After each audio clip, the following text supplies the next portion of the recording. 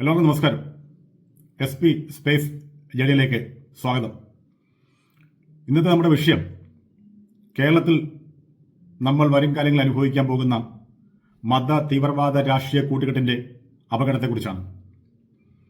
നമ്മൾ ഇന്ത്യക്കാർ ഓരോരുത്തരും ചിന്തിക്കേണ്ട വിഷയമുണ്ട് ഈ കേരളത്തിലുണ്ട്. പ്രത്യേകിച്ച് കേരളത്തിൽ എടുത്തു പറയാൻ കാര്യം കോൺഗ്രസ് എന്ന പ്രസ്ഥാനം ഇത്രയും തരം താന്നു പോലും ആലോചിക്കുകയാണ്. മത തീവ്രവാദ സംഘടനകളെ കൂട്ടുപിടിച്ച് തദ്ദേശ ഭരണവും അതേപോലെ നിയമസഭയും അതേപോലെ പാർലമെന്റ് ഇലക്ഷനും മത തീവ്രവാദികളെ എടുത്തു പറയണം. Jamaat Islam, welfare party, popular front, SDP എന്നിങ്ങനെയുള്ള മത തീവ്രവാദ സംഘടനകളെ കൂടെ കൂട്ടി ഈ കേരളം ഭരിക്കാൻ കഷ്ടപ്പെടുകയാണ്. നിങ്ങൾ ആലോചിക്കേണ്ടത് ഇവിടെ ജാതിയോ മതമോ ഒന്നും തന്നെ ചിന്തിക്കരുത്. ഇതിൽ 90% നല്ലവരായ മുസ്ലിം കുടുംബങ്ങൾ ആഗ്രഹിക്കുന്നത് കേരളത്തിൽ സമാധാനം വേണമെന്നാണ്. അവർക്കറിയാം ഈ പോക്ക് അപകടമാണെന്നറിയാം. എങ്കിൽ തന്നെയും അതിലും ഒരു ഭൂരിഭാഗം അറിഞ്ഞുകൊണ്ട് തന്നെ ഈ കുഴിയിലേക്ക് കാല് വെച്ച് കൊടുക്കുകയാണ്. അറിയുമോ?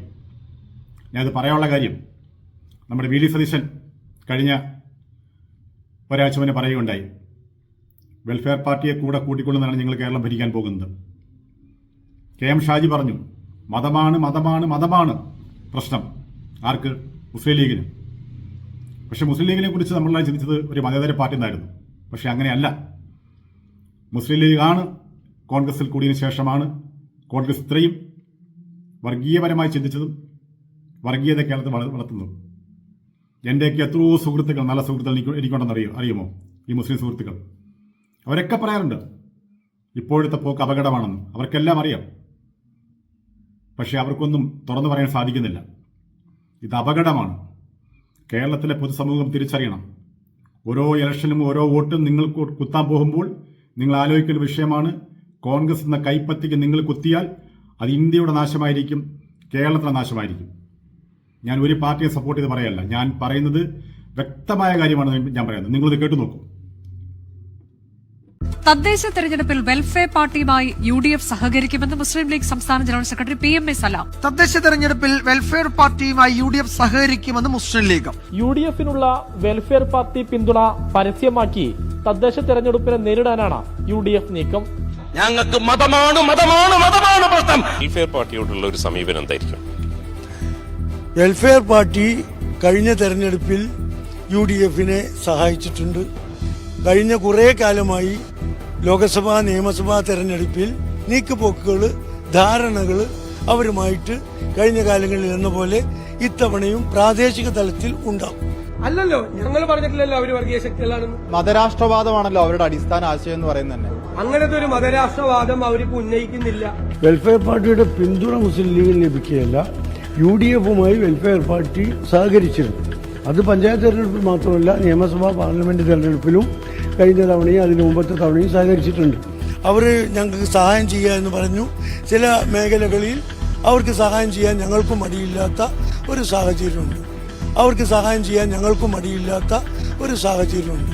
ഭരണം തിരിച്ചു പിടിക്കാൻ കഴിയും, ഒരു സംശയക്കാര്യത്തിലില്ല. പക്ഷെ ഒരു കാര്യം നിങ്ങൾ ഓർത്തോ, ഭരിക്കുന്നത് നഷ്ടപ്പെട്ടു പോയ 9.5 കൊല്ലത്തിന്റെ ആനുകൂല്യങ്ങൾ തിരിച്ചു പിടിച്ച് ആ സമുദായത്തിന് വകവെച്ചു കൊടുക്കാൻ അല്ലെങ്കിൽ ഈ പണിക്ക് നിൽക്കരുത്. കേട്ടില്ലേ? KM ഷാജി പറഞ്ഞതാണ് മതമല്ല പ്രശ്നം, പക്ഷേ ഞങ്ങൾക്ക് മതമാണ് പ്രശ്നം. സതീശൻ പറയുന്നു അതെ, വെൽഫെയർ പാർട്ടി ഞങ്ങളുടെ കൂടാണ്, ഞങ്ങൾ കൂട്ടുതരാൻ പോവുകയാണ്, ഞങ്ങളെ വിജയിപ്പിക്കാൻ പോവുകയാണ്. ഇതിൽ കൂടുതലൊക്കെ എന്താണ് നമുക്ക് തെളിവ് വേണ്ടുന്നത്? ഈ കേരളം നശിക്കാൻ പോവുകയാണെന്ന്. ദയവ് ചെയ്ത് കേരളത്തിലെ പ്രബുദ്ധരായ ക്രിസ്ത്യനായാലും മുസ്ലിംസ് ആയാലും ഹിന്ദുവായാലും എനിക്കൊരു കാര്യം മാത്രമേ പറയാവുള്ളൂ. നിങ്ങൾ ചിന്തിക്കുക, നിങ്ങൾ കോൺഗ്രസിന്റെ പുറകെ പോയാൽ നമ്മുടെ ഈ കേരളം നശിക്കും. ജമാഅത്ത് ഇസ്ലാമിനെയും പോപ്പുലർ ഫ്രണ്ടിനെയും SDP-യെയും വെൽഫെയർ പാർട്ടിയും കൂടെ കൂട്ടി കഷത്തി വെച്ചിട്ട് കോൺഗ്രസ്സുകാരൻ പറയുന്നതാണ് BJP-ക്കാരൻ അവൻ തീവ്രവാദിയാണെന്ന്.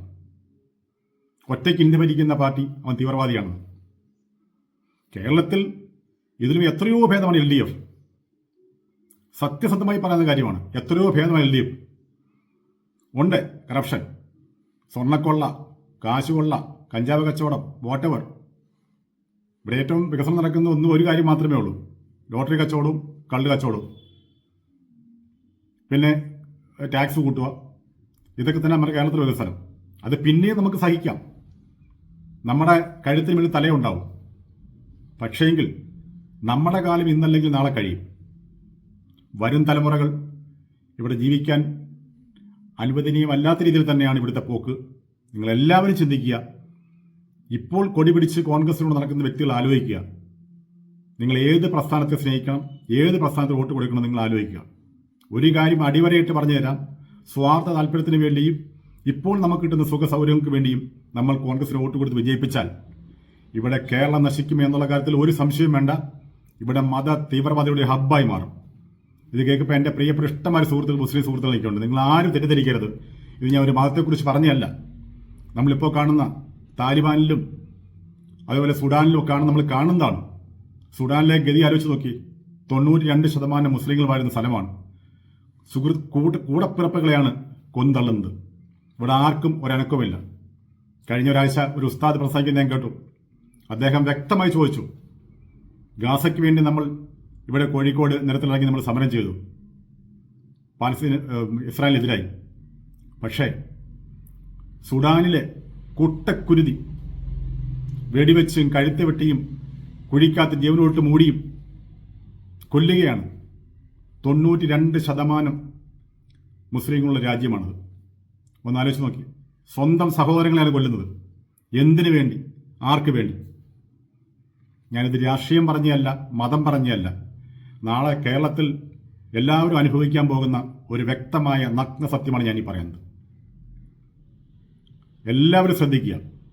നമ്മൾ ജാതി മതഭേദമന്യേ ഒരുമിച്ച് ഇത്തരത്തിലുള്ള അത് ഏത് തീവ്രവാദ പ്രവർത്തനമാണെങ്കിലും, ഹിന്ദു തീവ്രവാദമാണെങ്കിലും മുസ്ലിം തീവ്രവാദമാണെങ്കിലും ക്രിസ്ത്യൻ തീവ്രവാദമാണെങ്കിലും, ജാതിമത ഭേദമന്യേ നമ്മൾ അതിനെ എതിർത്ത് ഇല്ലാതാക്കണം. സത്യങ്ങൾ തുറന്നു പറയണം, സത്യങ്ങൾ വിളിച്ചു പറയണം. നമ്മൾ ആരെയാണ് ഭയപ്പെടുന്നത്? പ്രതികരിക്കണം. നമ്മൾ പ്രതികരിക്കുമ്പോഴേ അതിന് കുറച്ചെങ്കിലും മാറ്റം വരുത്തുള്ളൂ. ഈ കോൺഗ്രസിന്റെ ഗതികേട് നാലിച്ച് നോക്കി. ഇങ്ങനെ ഭരിക്കാനൊക്കെ കയറി കേരളത്തിൽ എന്ത് കാണിക്കാനാണ്? ജനങ്ങളെ കൊന്നു തിന്നാണ്.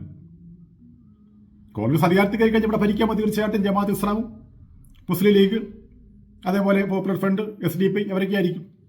ഇപ്പം അതിന് കണ്ടില്ലേ, ഒരു ക്ഷേത്രം SDP പോയി പൂട്ടി എന്നൊക്കെ പറയുന്നു. എനിക്ക് അതിൻ്റെ സത്യാവസ്ഥ അറിയില്ല. ഇതൊക്കെ ഈ നാട്ടിൽ നടക്കുന്ന ഓരോരുത്തർക്കും മത തീവ്രവാദത്തിന് അല്ലെങ്കിൽ വ്യക്തിവൈരാഗ്യങ്ങൾ വർദ്ധിക്കാൻ അവസരം ഉണ്ടാക്കുകയാണ്. ഓണം സദ്യ കഴിച്ചാൽ അത് ഹറാമാന്ന് പറയുന്ന ചില വിവരദോഷികൾ. ഞാനൊക്കെ കോളേജ് പഠിക്കുന്ന കാലത്ത് എൻ്റെ സുഹൃത്തിൻ്റെ വീട്ടിൽ രാവിലെ പോകുമ്പോൾ തന്നെ ആ ഉമ്മയുടെ കയ്യിൽ നിന്നും ബീഫും പൊറോട്ടയും വാങ്ങിച്ച് കഴിച്ചിട്ടാണ് ഞാൻ പോയിക്കൊണ്ടിരിക്കുന്നത്.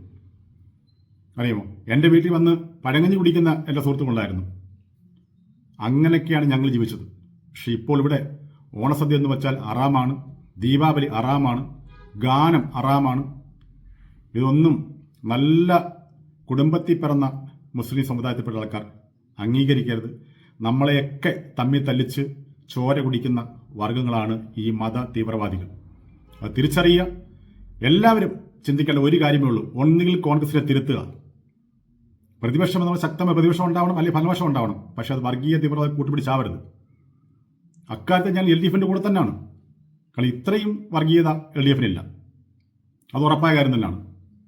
പക്ഷെ ഇത് നമ്മുടെ കൈവിട്ടുപോയ കളിയാണ്. ഇന്ത്യയുടെ നാശമാണ്, പ്രത്യേകിച്ച് കേരളത്തിൻ്റെ നാശമാണ്. ഇത്രയും മനോഹരമായ നമ്മുടെ കേരളം നശിക്കാൻ ആരും അനുവദിക്കരുത്. ജാതിമത ഭേദമന്യേ ഇതിനെയൊക്കെ എതിർത്ത് വോട്ടിങ്ങിലൂടെ നിങ്ങൾ കാണിച്ചു കൊടുക്കണം. എല്ലാവരും ഒരുമയോടെ പ്രവർത്തിക്കണം.